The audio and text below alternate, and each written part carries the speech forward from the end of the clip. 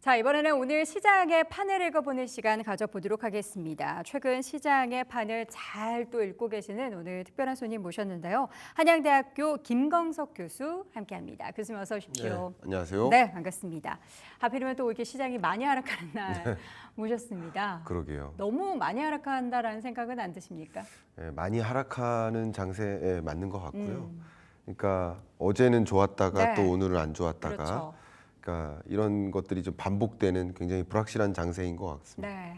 불확실성이 많은 이유는 뭘까요? 하나씩 좀 점검을 해보도록 하겠습니다. 일단 최근에 FOMC에서는 기준금리를 동결을 했는데 우리 교수님께서 이번 FOMC를 보면서 이런 점은 좀 눈여겨볼 만했다라는 포인트가 있다면 뭐가 있을까요?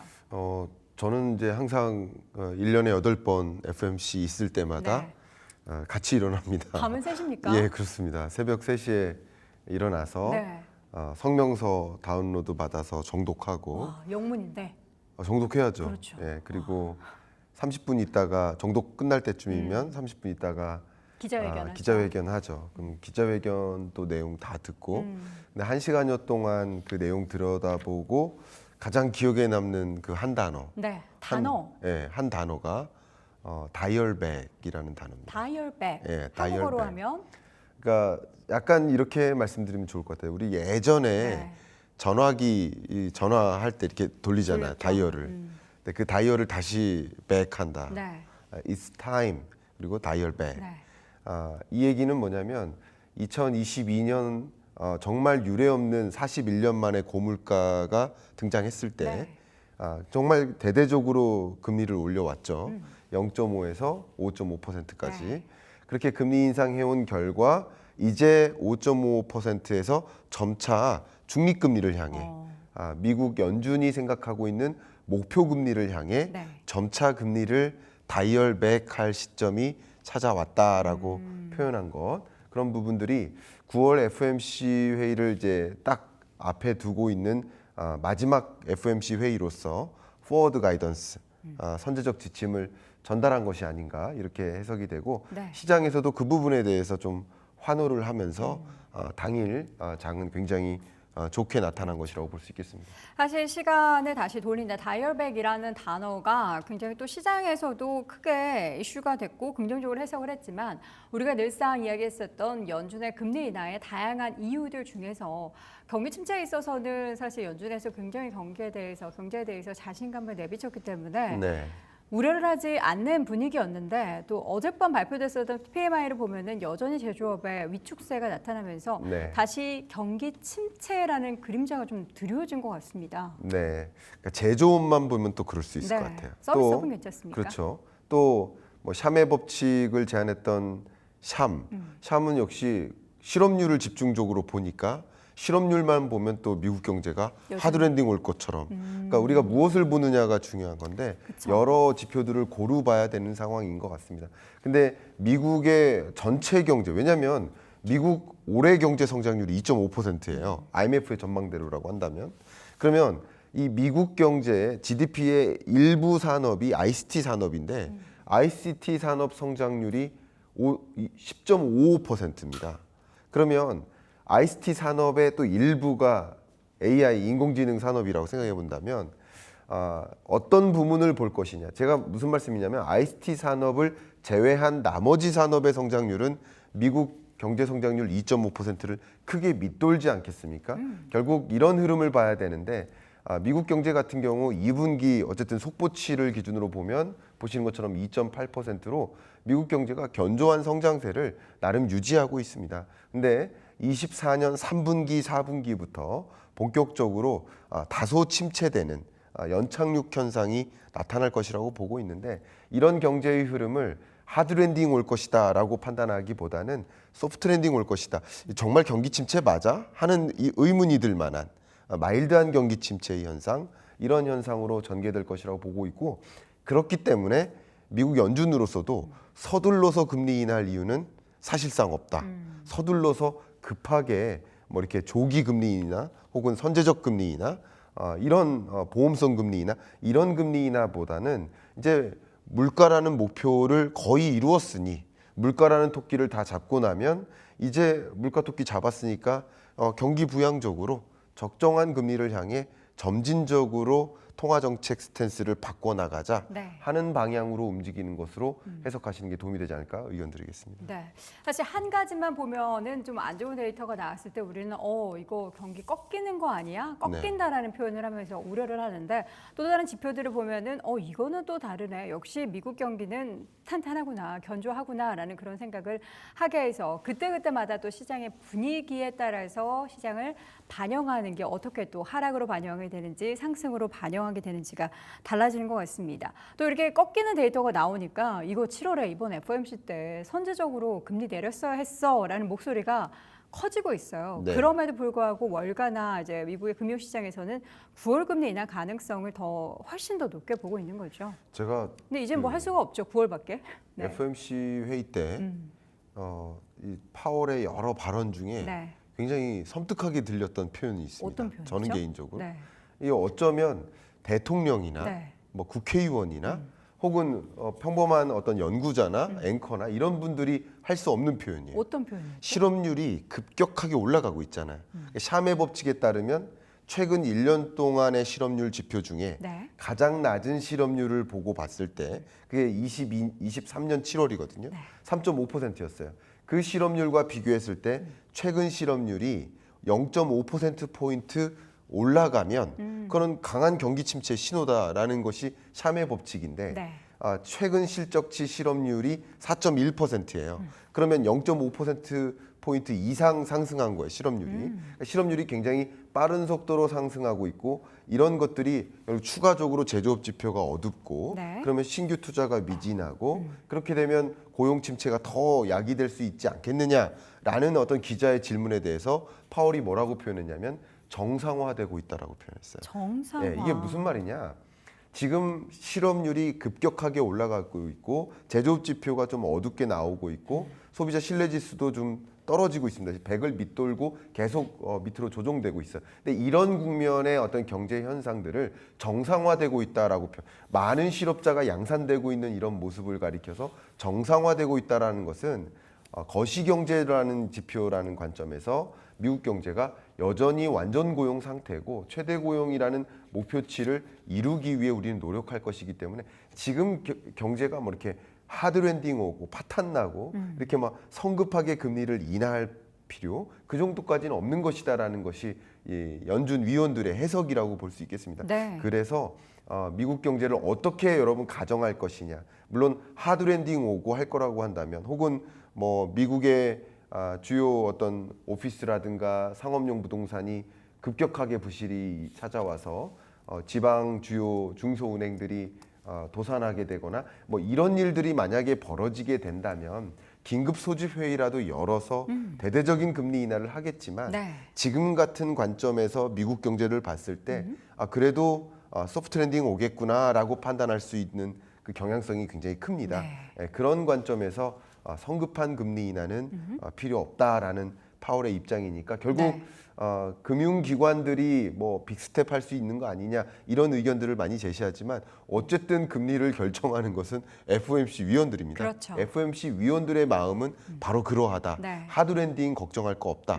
그리고 금융부실은 아예 염려조차 하지 않고 있습니다. 그러니까 중앙은행이 금리를 결정하는 3대 요소가 물가 안정 여부, 네. 또 경기 안정 여부, 세 번째 금융 안정 여부인데 네. 이번 FOMC 동안에 그리고 한 세 번 지난 호 지지난 최근 3번에 걸친 FOMC 회의 동안 금융 안정에 대해서는 아예 고려도 하지 않았습니다. 그만큼 금융 부실 문제 없다라고 판단하고 있어요. 물론 지역 중소은행들 부실한 거 맞지만 그게 미국 금융 시스템을 흔들 만큼의 기여도가 아니다라고 판단하고 있어요. 그러니까 결국 두 가지 요소인데 물가 안정 됐으면 네. 그러면 이제 금리를 정상화하는 수순으로 옮겨가겠다라는 입장인 것이니까 그렇죠. 경기가 너무 부진하게 전개되지는 않을 것이라고 생각하시는 것도 현재로서는 적절한 스탠스가 아닌가 의견 드리겠습니다. 네, 시장이 어제 미증시에서도 그렇고 국내장이 이렇게 빠지다 보니까 우리가 생각하지 못하는 뭔가 변수가 있는 거 아니야. 특히나 경기 관련해서 꺾일 만한 그런 징후가 있는 것이 아닌가라는 우려를 하게 만드는데 또 이러다가 오늘 밤이나 다음 주에 나오는 또 다른 데이터를 보면은 에이 아니었구나라면서 또 급반등할지는 누구도 한 치 앞을 모르는 겁니다. 앞서 잠깐 얘기해 주셨던 부분이 FOMC 위원들이 결국에는 금리 결정을 한다라는 건데요. 실제 시장에서 금리 결정을 하는 데 있어서 지금 그 위원들을 압박하는 여러 가지 변수들이 있습니다. 그중에서 대선도 굉장히 큰 변수가 아닌가 싶은데 네. 어떻게 지금 9월 금리 인하는 확실시 되는데 추가적인 대선 전에 금리 인하 좀 그건 좀 가능성이 좀 쉽지는 않을 것 같아요.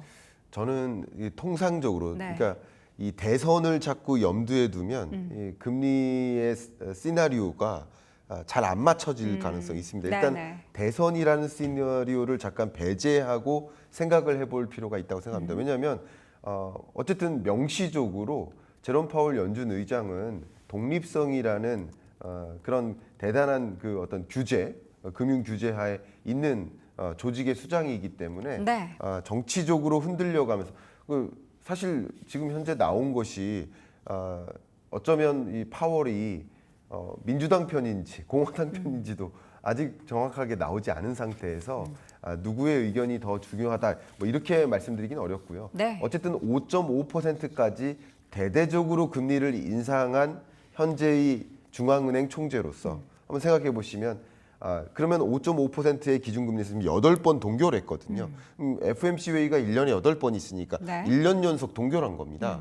그러면 정말 오랜만에 금리를 인하하는 역사적으로 금리를 이렇게 긴축적으로 적용한 적이 없었던 그런 시대에서 역사적인 금리 인하가 시작되는데 그 금리 인하 이후에 시장에 엄청난 영향을 주지 않을까요?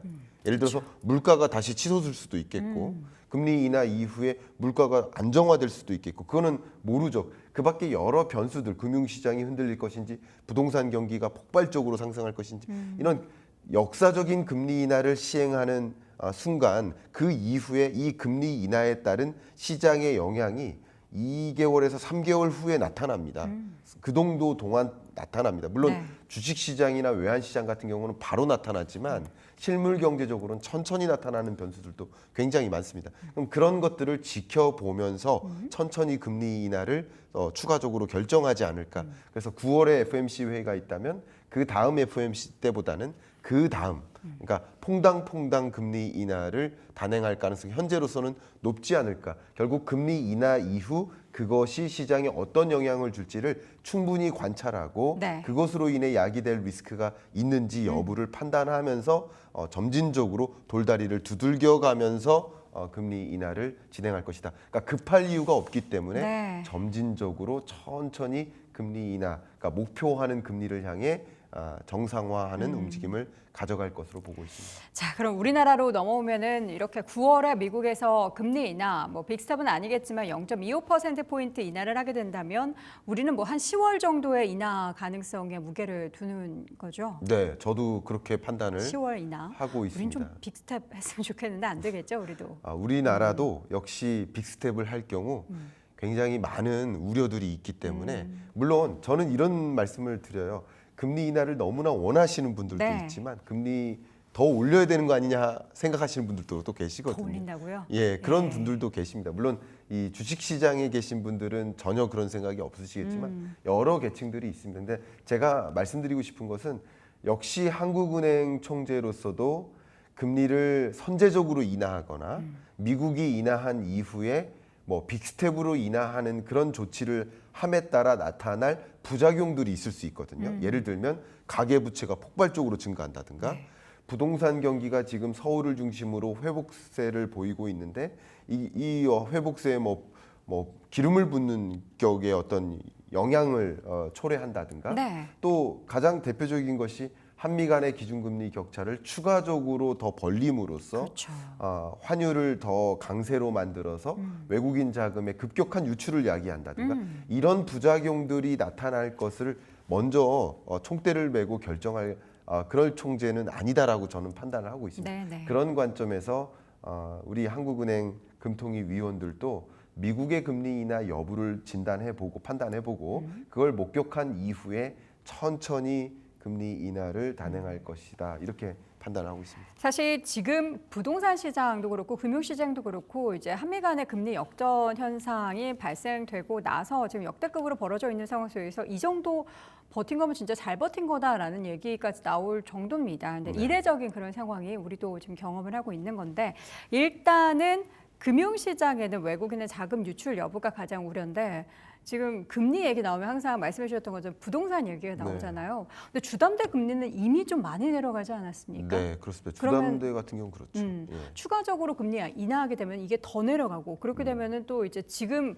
계속 더 상승세를 보이고 있는 부동산 시장이 더 불을 뿜게 된다면 주식 시장에 있어서의 자금이 좀 빠져나갈 것 같다라는 생각도 좀 듭니다. 상대적으로 부동산 시장에 대한 관심을 더 집중하는 경향이 나타날 수도 있습니다. 그거는 당연히 그럴 수 있다라고 가정할 필요가 있다고 생각합니다. 네. 앞서 기준금리와 시중금리, 주담대 금리를 말씀하셨는데 가장 기본적인 말씀을 잠깐 드려보면 알고 계시겠지만 이 기준금리의 개념은 시중은행들이 중앙은행으로부터 자금을 마련할 때 사용하는 금리예요. 근데 기준금리 자체의 레벨을 낮춰버리면 시중은행들은 비용을 당연히 비용이 감소하니까 감소된 비용만큼 상대적으로 대출 금리를 낮춰 잡을 수도 있습니다. 네. 근데 주택담보대출 금리는 특히나 정책 금리가 작용될 가능성이 높기 때문에 먼저 주담보 금리가 떨어지거나 그리고 다른 어떤 예를 들어서 신용금리라든가 그 밖의 금리보다 더 낮게 형성될 가능성이 당연히 높죠. 그런 것들을 좀 생각해 보면 실제 기준금리를 인하하는 액션이 취해질 경우 이제 높은 3.5%의 기준금리는 끝났다 하는 생각을 많이 하실 수 있고 조금 더 부동산 시장에 집중하는 그 돈의 이동이 있을 수 있습니다.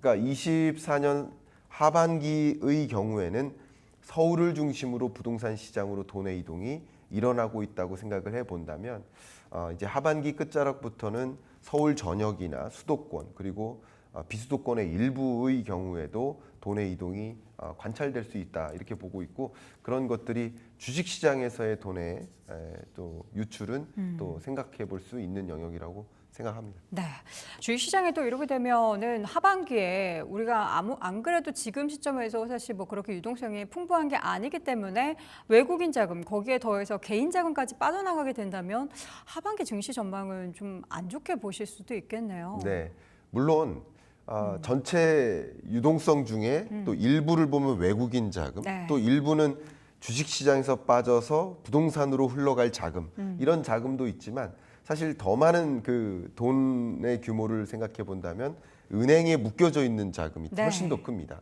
그러니까 저는 어떤 생각을 하냐면 9월에 미국이 금리를 인하하고 그리고 이어서는 아니더라도 한두 달 후에 금리를 또 추가적으로 인하하면 네. 이게 금리 인하가 한 번으로 끝나는 게 아니라 미국의 경우 저는 중립금리를 3.5%로 보고 있거든요. 3.5% 지금보다 그럼 한 5.5에서 3.5를 향해 한 2년 동안 점진적으로 인하하는 거라고 생각하시면 좋겠습니다. 네. 그런 흐름 속에 이번 금리 인하가 마지막 금리 인하가 아니고 네. 추가적인 금리 인하가 야기되기 때문에 은행에 쌓여 있던 자금이 주식시장으로 더 많이 들어오는 것도 같이 가감한다면 주식시장에 큰 폭의 조정이 있을 거라고 가정하기는 좀 어려운 부분이 있습니다. 부디 그러한 자금들이 부동산만으로 가는 게 아니라 금융시장에도 오고 그 왔던 금액이 또 시장을 받치는 데 큰 영향을 미치기를 바라봅니다. 자, 오늘 판el 읽어라 이 시간 한양대학교 김광석 교수 함께했습니다. 교수님 고맙습니다. 감사합니다.